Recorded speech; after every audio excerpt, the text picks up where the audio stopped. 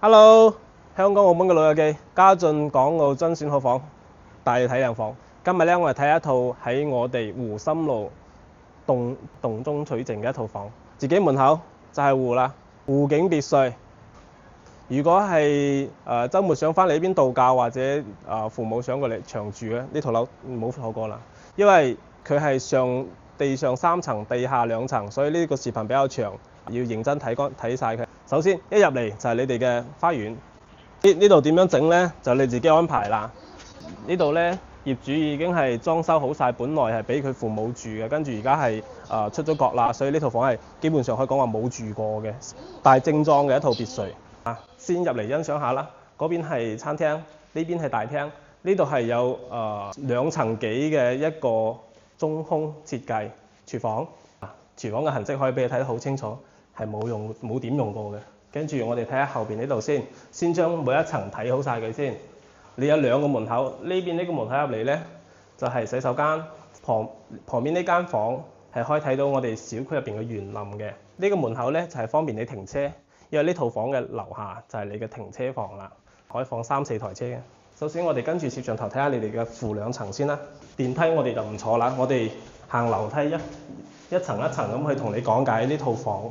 所見即所得，電梯就係呢個位置，旁邊咧就睇到我哋嘅中空嘅負2層，呢邊就係洗手間，呢邊就洗手間，中間就係一個採光嘅天井，透風採光。入去睇我哋嘅停車場啦。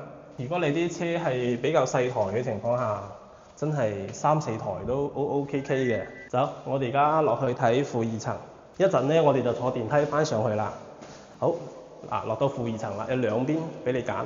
呢邊呢就係有吊頂嘅，所以佢就冇咁高。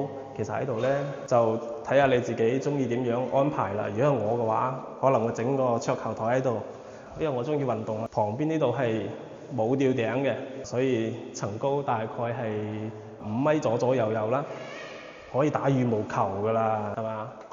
羽毛球同埋有啲自己中意點樣設置，就睇你自己啦。因為呢度係有5層嘅，所以嘅話，每一層嘅功能你可以自己安排。而家我哋等緊電梯啦，電梯都裝好晒啦，而家你所見即所得啦。而家我哋上去2樓，樓梯同埋電梯都配有嘅，所以嘅話，你按佢而家呢個交標咧，基本上你真係執幾套衫，週末過嚟呢邊度下假，完全 OK 嘅。跟住如果你係父母長期想住喺呢邊都冇問題，因為從我哋呢個小區開車翻去市區拱北大概都係20零分鐘，一出門口就係高速口。而家我哋喺2樓，先睇下房間。呢啲設計呢，有啲似酒店。旁邊就係衣櫃、乾濕分離嘅洗手間，跟住放2鋪牆喺度，係嘛？似唔似酒店啊？睇下呢邊呢個房間，房間呢邊一樣係標配嘅2套房，唔係兩套床，衣帽間、沖涼房。佢每一層都有佢嘅獨立嘅沖涼房嘅，仲有佢嘅公用沖涼房，所以住起身咧，其實係可以完完全全分開晒所有生活嘅節奏嘅。好，跟住我哋嘅視頻睇下我哋嘅3樓，亦都係我好中意嘅一個樓層，因為咧平時都有同啲 friend 燒烤噶嘛。先睇下我哋嘅天台先啦，呢個位置燒烤啊、BBQ、打麻雀完全冇問題噶啦。最後一間房啦。3樓嘅一個主人房，旁邊嗰個陽台咧就係直接睇翻我哋嘅湖景㗎啦。呢度做咗個中空嘅設計咧，咁呢邊啲採光通風係共享嘅，所以成間房會顯得比較舒服。呢啲咁嘅定制嗰啲櫃啊，全部都已經係配好晒俾你㗎啦。3樓呢個洗手呢個沖涼房咧就係高級好多嘅，又大又高級。